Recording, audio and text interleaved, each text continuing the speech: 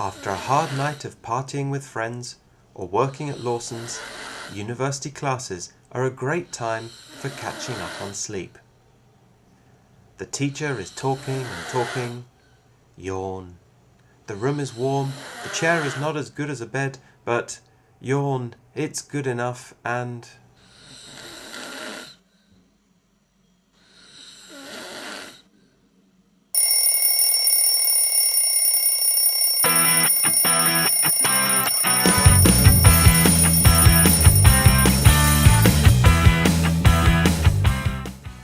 Lectures and presentations are an important part of university education. As teachers, we cannot keep everybody awake all of the time, but we do try and make our classes interesting. However, it's not only teachers that will make presentations to the class. Sometimes students will have to give presentations to their classmates. How can you make an interesting presentation that will keep your classmates awake? Hopefully, this video series will give you some good tips. You will learn some of the basic skills of making audio-visual presentations. The first video will talk about the structure, content and delivery of a talk. The second video will discuss how to make attractive audio-visual materials to accompany the talk.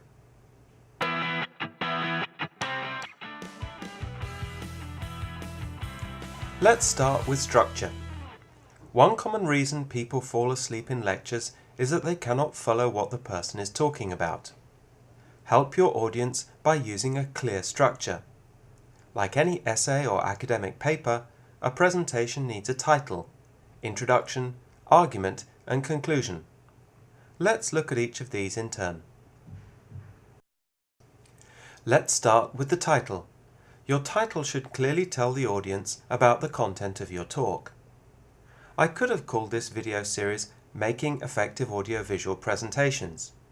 That's okay, it's clear and easy to understand. However, if you want to attract people's attention, how about a more catchy title? For example, Keep Your Classmates Awake.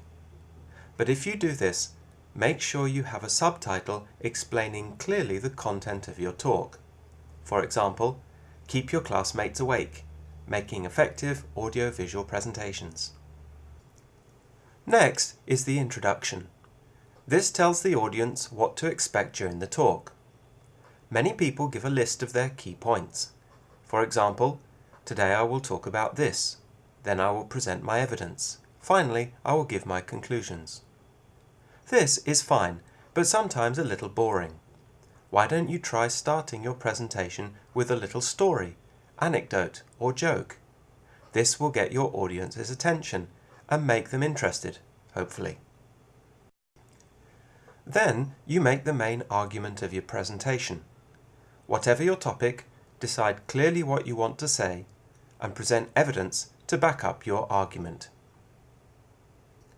Finally, remind your audience of the main points of your argument in the conclusions. If you want, you can finish by thanking the audience for their attention.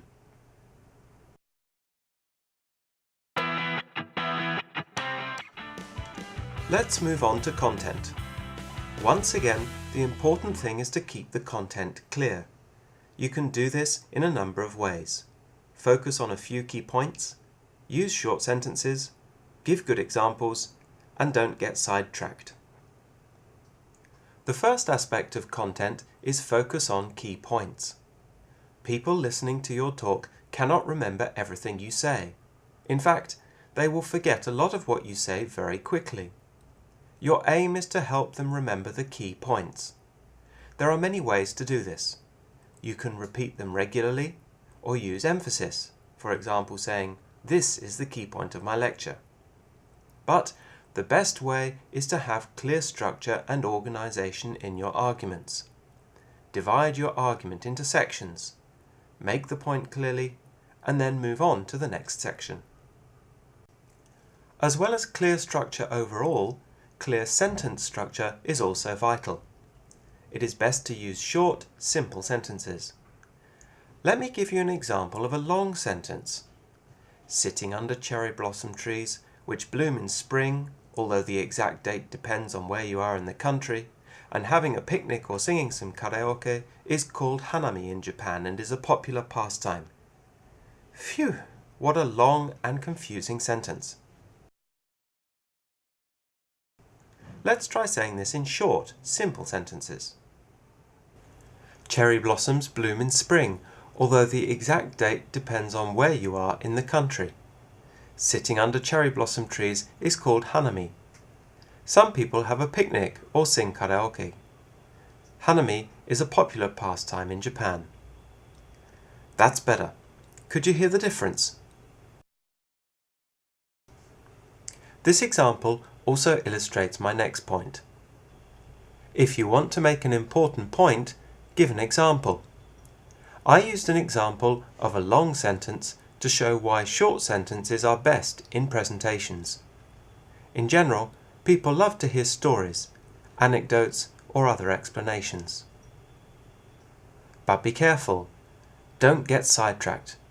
Let me tell you about cherry blossoms in Japan. They are... Oh, by the way, before I tell you about cherry blossoms, I have a story to tell you about my friend in Osaka who... Get on with it. Get to the point.